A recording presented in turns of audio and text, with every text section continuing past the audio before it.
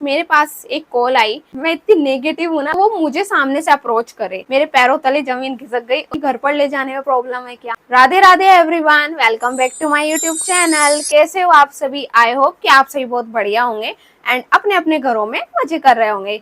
So guys, आज की video का टॉपिक बहुत ही डिफरेंट होने वाला है, क्योंकि आज मैं आप लोगों के साथ शेयर करने वाली हूँ अपना रियल लाइफ एक्सपीरियंस, जो कि है मेरी पेड प्रमोशन से रिलेटेड, जो कि मुझे मिल गई थी बट मैंने उसको करने से मना कर दिया।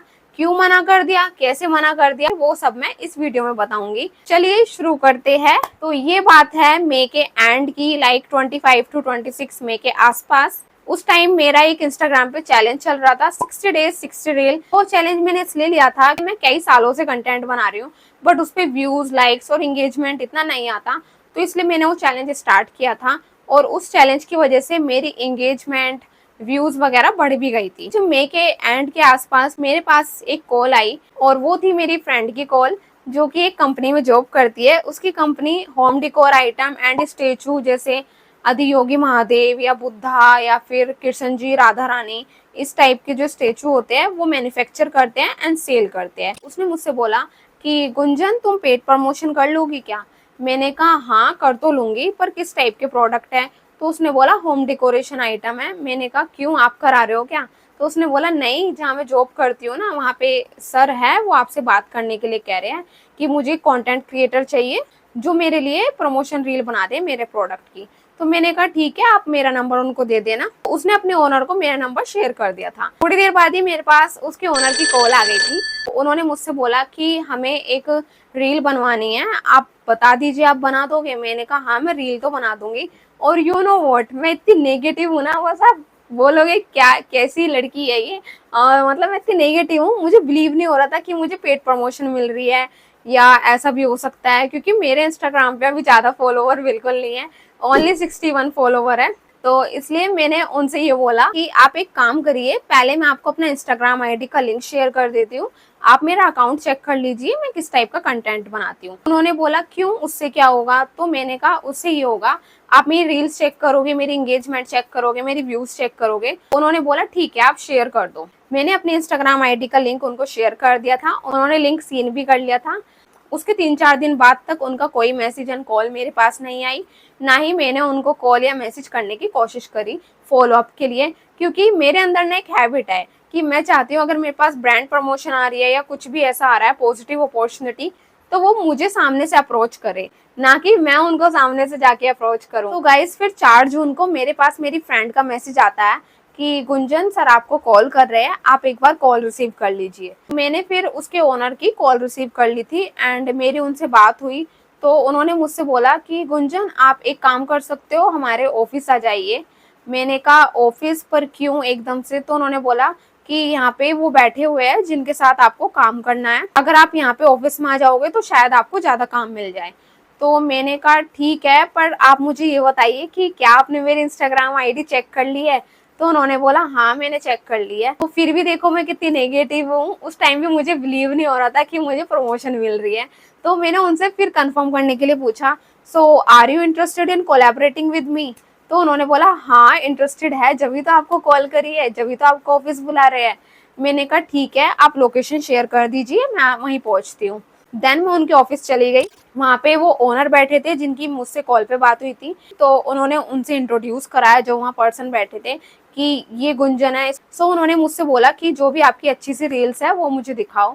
सो गाइज, जो भी मैंने कंटेंट उनको दिखाया था वो मैं यहाँ पे साइड में लगा दूंगी, जो मतलब मैंने वहाँ पे दिखाया था कि ये मेरा अच्छा कंटेंट है। उस टाइम पे बहुत अच्छी व्यूज आई थी उस पर, तो इसलिए मैंने वही वाला दिखा दिया था। उन्होंने बोला कंटेंट बहुत अच्छा है, तो आप कितना चार्जेस लेते हो रील्स का? मैंने उनसे ऑनेस्टली साफ साफ यही बोला, क्योंकि मैं कहीं झूठ नहीं बोलती हूँ, कि मैंने उनसे यही बोला कि एज अ बिगनर मैंने अभी कभी पेड प्रमोशन वगैरह करी नहीं है, तो मैं बेसिक सा चार्ज मैंने उनको अपना बता दिया।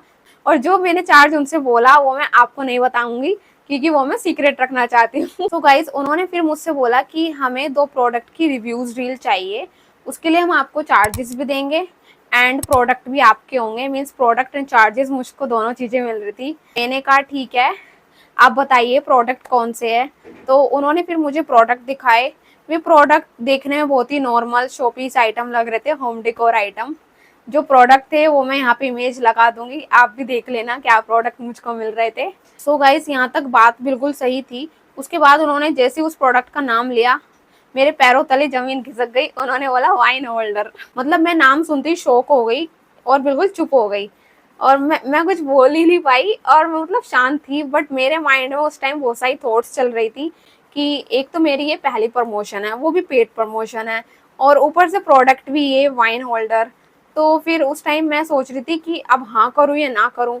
अगर मैंने ना कर दिया तो पैसे चले जाएंगे, और ऊपर से मतलब मेरा फर्स्ट एक्सपीरियंस है पेड प्रमोशन करने का, वो मैं एक्सपीरियंस भी गेन नहीं कर पाऊंगी। साथ ही साथ मैं बहुत ज़्यादा स्पिरिचुअल पर्सन हूँ, एंड मैंने गीता भी रीड करी है, तो उसमें तो हमारे कान्हा जी ने सिखाया ही है, मतलब आपको जितना पैसा कमाना है आप कमाओ, कोई रोक टोक नहीं है, बट अच्छी जगह से कमाओ। और ऊपर से मैं खुद भी अल्कोहल एंड सिगरेट वगैरह यूज़ नहीं करती हूँ अपनी लाइफ में, इन सब चीज़ों से दूर रहती हूँ। तो मैं कैसे सोच सकती थी कि अल्कोहल से रिलेटेड आइटम मैं अपने सोशल मीडिया हैंडल पर प्रमोट करूं। ये सब चीज़ें मेरे माइंड में चल रही थी।